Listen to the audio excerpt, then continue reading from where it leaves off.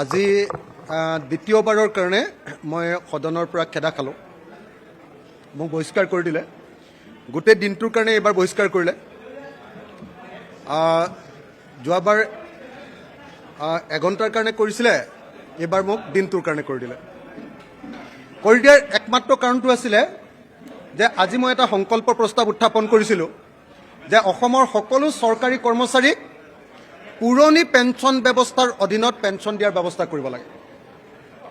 নতুন pension system বা national pension system, এইটোৰ জৰিয়তে অসমৰ কৰ্মচাৰীসকলক পেঞ্চন দিয়াৰ কথা কৈছিলে প্ৰথমতে। তাৰপিছত আকৌ এইবাৰ চেণ্ট্ৰেল গভৰ্ণমেণ্টে নতুন এখন আইন আনিলে, গেজেট নটিফিকেশ্যন দি, যে এইখন আকৌ UPS বুলি, ইউনাইটেড পেঞ্চন স্কিম বুলি নতুন এখন আইন আনিলে। আৰু এই আইনখন পঢ়ি চাই দেখিলোঁ যে UPS ছিষ্টেমত যদি ইউনাইটেড পেঞ্চন স্কিমত যদি পেঞ্চন দিবলৈ হয়, তেতিয়াহ'লে NPS-তকৈও আনকি মানুহবিলাকে ক'ৰবাত অসুবিধাতে পৰিব। UPS-ত খালি এটাই বস্তু আছে, NPS-ত মানে বজাৰৰ ওপৰত কেইটকা পেঞ্চন পাব সেইটো ব্যৱস্থা আছিলে। UPS-ত খালি মিনিমাম পেঞ্চন 10 বছৰ কাম কৰিলে 10,000 টকাৰ পেঞ্চন পোৱাৰ ব্যৱস্থা এটা আছিলে। এইটোৱে মাত্ৰ সুবিধা আছিলে, কিন্তু অসুবিধা ধেৰ। আৰু আজি যদি চাকৰিত জইন কৰিলে আৰু 10 বছৰৰ পাছত যদি কোনোবা এজন মানুহ ৰিটায়াৰ কৰিলে, 10 বছৰৰ পাছত 10,000 টকাৰ যদি পেঞ্চন পায়, তেতিয়াহ'লে সেই পেঞ্চনটো আজিৰ দিনৰ 1,000 টকামান হ'ব। তাৰমানে চৰকাৰী এজন কৰ্মচাৰীয়ে, এজন শিক্ষকে অৰুণোদয় আঁচনিতকৈ কম পইচা পাব। অৰুণোদয় আঁচনিতকৈ পেঞ্চনটো কমকৈ পাব। গতিকে তেওঁলোকৰ জীৱন বৰবাদ হৈ যাব। মই এজন MLA, মই জিকাৰ পাছত এদিন যদি শপত লওঁ আৰু এদিন যদি বিধানসভাত বহোঁ, তাৰ পাছতে মই পেঞ্চন পাবলৈ যোগ্য হওঁ। আজিৰ দিনটোত বোধ হয়, মোৰ মনত নাই, আজিৰ দিনটোত বোধ হয় অতি কমেও 60,000 পৰা 80,000 টকা পেঞ্চন এজন বিধায়কে পায়। কিন্তু গোটেই বছৰ 65 বছৰলৈকে চৰকাৰী চাকৰি কৰি, 30 বছৰ, 35 বছৰ, 25 বছৰ, 20 বছৰ চৰকাৰী চাকৰি কৰি এজন চাকৰিয়ালে 10,000 টকাৰ পৰা আৰু কেইটকালৈকে পাব সেইটো মানে ফিক্স নহয়, সেইটো পাব। আগতে মানে পেঞ্চন পোৱা মানুহজনে পেঞ্চন পাই ওলাই যাবৰ সময়ত কি কৰে, অৱসৰৰ সময়ত এটা এককালীন সাহায্য পায়। সেইটো এজনে 35 লাখ, 40 লাখ এনেকৈ টকা পায়। কিন্তু এতিয়া অৱসৰৰ সময়ত এজন শিক্ষকে পইচা পাব কিমান জানেনে? 10 বছৰ কাম কৰিলে 1,37,700 টকামান, 20 বছৰ কাম কৰিলে 2,75,400 টকামান, আৰু 25 বছৰ কাম কৰিলে এককালীন সাহায্য পাব। এককালীন সাহায্য, পেঞ্চন পোৱাৰ পাছত এককালীন সাহায্য পাব মাত্ৰ 3,44,250 টকা। আনকি GPF-ৰ ব্যৱস্থাও নাই এই ব্যৱস্থাত UPS-ত, আৰু গ্ৰেচুইটিৰ ব্যৱস্থা নাই।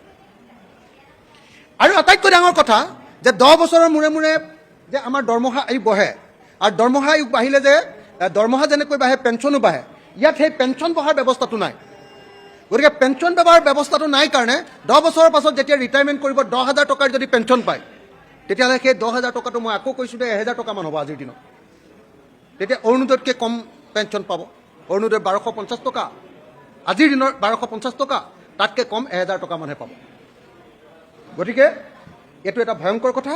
আৰু পতি বা পত্নীক যিটো পেঞ্চন দিব সেইটো 60%হে দিব। গিৰিয়েক ঢুকালে ৱাইফক, মানে পৰিয়ালৰ যিটো পেঞ্চন সেইটো কমকৈ পাব। গতিকে আমি দেখিছোঁ যে UPS ছিষ্টেমটোক কৰ্মচাৰীবিলাকে কেতিয়াও মানি লোৱা নাই। সমগ্ৰ ভাৰতৰ ৰাজ্যিক আৰু কেন্দ্ৰীয় চৰকাৰৰ কৰ্মচাৰীবিলাকে কৈছে যে আমাক UPS ছিষ্টেমত আমাক পেঞ্চন নালাগে, আমাক OPS, পুৰণি পেঞ্চন ব্যৱস্থাৰ জৰিয়তে আমাক পেঞ্চন লাগে। আজি মই এই পেঞ্চন ব্যৱস্থাৰ সপক্ষে দাবী উত্থাপন কৰিছিলোঁ যে OPS দিব লাগে।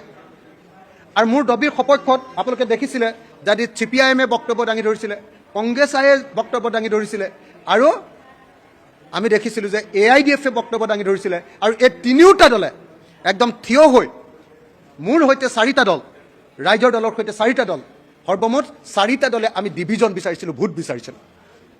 যেতিয়া চৰকাৰে ক'লে যে OPS দিয়া নহ'ব, আমি ক'লোঁ যে OPS দিব লাগিব। চন্দ্ৰমোহন পাটোৱাৰীয়ে ক'লে কাৰোবাক লাগিলে আমি NPS দিম, আৰু NPS নালাগে আমি UPS-এ দিম, আমি কোনো পধ্যে OPS নিদিওঁ।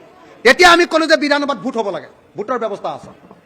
উপাধ্যক্ষ মহোদয়ে আপোনালোকে জানে যে ৰুলছ এণ্ড প্ৰচিডিঅ'ৰ অনুসৰি বিৰোধীয়ে যদি কোনোবাই বিধায়কে যদি ডিভিজন বিচাৰে, ভোট বিচাৰে যে এই প্ৰস্তাৱটোৰ ওপৰত ভোট হ'ব লাগে, তেতিয়াহ'লে ভোট দিয়াটো বাধ্যতামূলক। কিন্তু দুৰ্ভাগ্যজনকভাৱে আজি ডেপুটি স্পীকাৰে আমাক কোনোপধ্যে ভোট দিবলৈ নিদিলে আৰু মোক বাহিৰ কৰি দিলে। গোটেই অপজিশ্যনে ছাপৰ্ট দিয়াৰ পাছতো মোক বাহিৰ কৰি দিলে। গতিকে এইটো এটা অত্যন্ত দুৰ্ভাগ্যজনক ঘটনা বুলি মই ভাবোঁ।